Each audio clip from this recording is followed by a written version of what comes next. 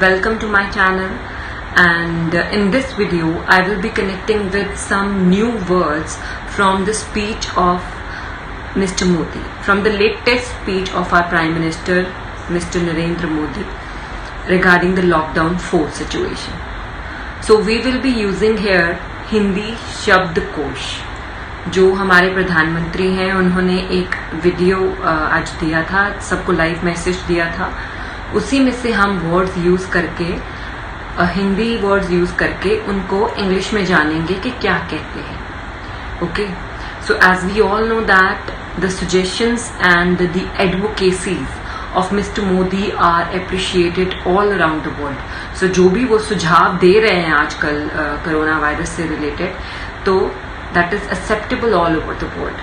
And now our Prime Minister has become an iconic figure, or you can say that an honorable figure, बहुत ही respectable personality, honorable personality, or you can say that topmost among all the executives of the world who बन चुके हैं, because he is able to manage this situation very well.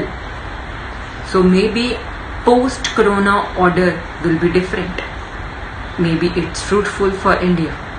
So now with the help of that latest speech, let us understand this concept of post-corona order, how the world will change from the superpower America to some other power.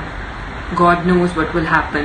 So let us use this speech to learn some words, and I will try my best to disseminate you the knowledge related to this topic. So this post-corona order will be something very interesting. Stay connected in the video.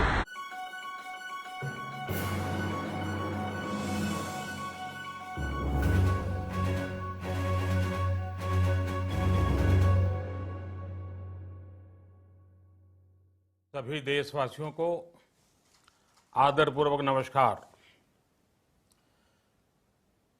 Corona संक्रमण से So the very first word from the speech of Modi ji is संक्रमण. आप ये अभी audio भी सुना, तो that is संक्रमण. संक्रमण is a Hindi word. What it is called in English means it is infection, means contagion. हमने सुबह एक और वीडियो पहले भी डालेंगे, उसमें एक वर्ड किया था contagious. So contagious is infectious. संक्रमण is infection actually, जो infection है, जिससे infectious हो रहा है बंदा, जिससे infection फैल रहा है. So that is contagion. That is मतलब वो चीज जो कि ट्रांसमिट होने की कैपेबिलिटी रखती है, ट्रांसमिशन एक से एक दूसरे बंदे को होने की कैपेबिलिटी रखती है. That is संक्रमण. ओके. सतर्क रहते हुए ऐसी जंग के सभी नियमों का पालन करते हुए. तो दूसरा वर्ड है सतर्क. अभी आपने एक वर्ड सुना, सतर्क. सो सतर्क means to be active, to be alert, to be cautious and to be vigilant in nature. Means हमें बहुत अलर्ट, विजिलेंट और कॉशियस रहना है regarding the spread of this disease. अपना संकल्प और मजबूत करना होगा. नेक्स्ट इज संकल्प. तो अभी आपने ये वर्ड सुना. वैसे भी हमारे जो प्रधानमंत्री हैं ये काफी वर्ड यूज करते हैं, संकल्प. संकल्प से सिद्धि, ये काफी कुछ ऐसी स्कीम्स भी हैं इनकी कि मीन्स जो हम सोचेंगे वही होगा. सो संकल्प is thoughts, believes. What you believe that you become. हमारा संकल्प इस संकट से भी विराट होगा. अब इस लाइन में उन्होंने एक वर्ड बोला है विराट. विराट का क्या मतलब है? विराट, it is called as, you can say that huge, बहुत ज्यादा, huge, mammoth, and you can use gigantic. उन पर गर्व किया तो वो प्रोडक्ट्स लोकल से ग्लोबल बन गए। एक और बहुत अच्छी अभी चीज जो उन्होंने बताई, दैट इज कि वो बोल रहे हैं कि हमें लोकल बाय करना चाहिए, local to global. So this phrase even you can use in your essays, in your speaking part. So local मतलब कि हमें अपना घर का बाय करना चाहिए, means Indian, domestic, native, aboriginal. Okay, so जो हमारे यहाँ पे बना है that is local. So इसके synonyms भी मैंने आपको बता दिए हैं, that is aboriginal, domestic, native और indigenous. So then हमें यहाँ पे ये बाय करके ग्लोबली मार्केट करना चाहिए, that is to sell in the international markets. So from domestic to foreign products. ठीक है, तो this is the also good phrase use by him. You can use in your speaking, you can use in your essays related to globalization. So local to global. किसान भी सशक्त हो और भविष्य में कोरोना जैसी किसी Another word from this line is सशक्तिकरण. तो ये हमने हिंदी में तो सुना है सशक्तिकरण. सशक्तिकरण को इंग्लिश में क्या कहते हैं? That is empowerment. Okay, fostering, giving strength to someone, that is empower करना. सशक्तिकरण, शक्ति देना, किसी को एम्पावर करना. ओके, फॉस्टर करना, स्ट्रेंथ देना, बूस्टअप करना.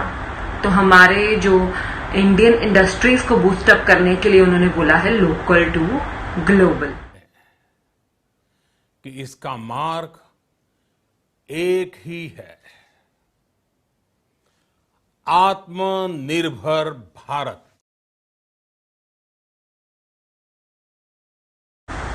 तो अभी आपने एक और फ्रेज सुना कि कैसे अगर हम ये स्टेप्स लेंगे, लोकल से ग्लोबल जाएंगे, सशक्तिकरण करेंगे, तो हमारा जो इंडिया है वो आत्मनिर्भर बनेगा.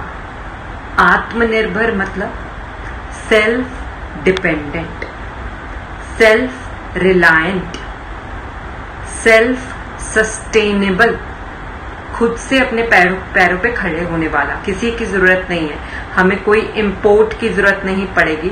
हम लोकली प्रोड्यूस करेंगे, लोकली हम डिमांड करेंगे, लोकली सप्लाई बढ़ेगी. सो दैट इज आत्मनिर्भर is self dependent, self sustainable, self reliant. हमारे यहां शास्त्रों में कहा गया है एषः पंथः, यानी यही रास्ता है आत्मनिर्भर भारत. इससे बनेगा independent India. So vision of our prime minister is that after corona virus में India become more independent. Independent तो अभी भी है, लेकिन independent in terms of economical dependence, कि हमारी कोई आर्थिक डिपेंडेंस नहीं रहेगी बाहर के देशों पे कोई प्रोडक्ट से रिलेटेड कुछ, बिकॉज हम खुद ही उसको मेक इन इंडिया जैसे इनिशिएटिव्स को बूस्टअप कर सकते हैं और खुद ही हम अपनी जो है सप्लाई चेन को रन कर सकते हैं. सो मीन्स इंडिपेंडेंट इंडिया, आत्मनिर्भर India, self reliant India, self sustainable India, okay, and more sovereign India, more free India and more autonomous India. So all these words वो एक ही लाइन में हमें समझा गए हैं. So these English words you can use in any of your sphere. इस दायित्व को 130 करोड़ देशवासियों की प्राण शक्ति से ही ऊर्जा मिलेगी. तो इस यहाँ पे वो बात कर रहे हैं दायित्व की. सो दायित्व आई थिंक सो आपको पता होगा, दायित्व इज व्हाट, कर्तव्य और responsibility. That is basically your duty, responsibility and you can say liability. तो हम सब की क्या लायबिलिटी बनती है? To follow the rules and regulations as per our government is saying. Corona के इर्द गिर्द ही सिमट कर रह जाए। हम यहाँ पे वो एक वर्ड बोल रहे हैं सिमिट। सो सिमिट एक हिंदी वर्ड है, सिमिट के ना रह जाएं, कि मतलब वो हमें बता रहे हैं कि अगर कोरोना वायरस का आक्रमण हुआ ही है, अटैक हुआ ही है, तो हम सिमिट के नहीं रह जाएं, इसको हम पॉजिटिवली टैकल करें, चैलेंज करें।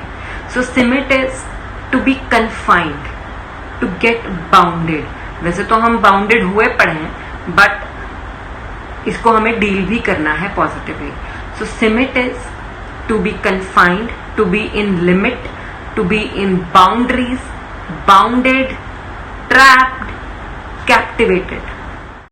लेकिन अपने लक्ष्यों को तो अभी इस फ्रेज में और इस स्पीच में यहाँ पे वो बात कर रहे हैं लक्ष्य की। सो लक्ष्य can be called as the goal, the target, the objective, aim and objective. तो हमारा एम एंड ऑब्जेक्टिव क्या है? To get corona free. लेकिन परिणाम मिला, बहुत अच्छा परिणाम मिला। तो ये सब स्टेप्स लेने का परिणाम, तो अभी उन्होंने बोला परिणाम, तो परिणाम क्या होगा? परिणाम ऑब्वियसली अच्छा होगा, we will be saved. So परिणाम को इंग्लिश में क्या बोलते हैं? Consequences, results, outcome, repercussions.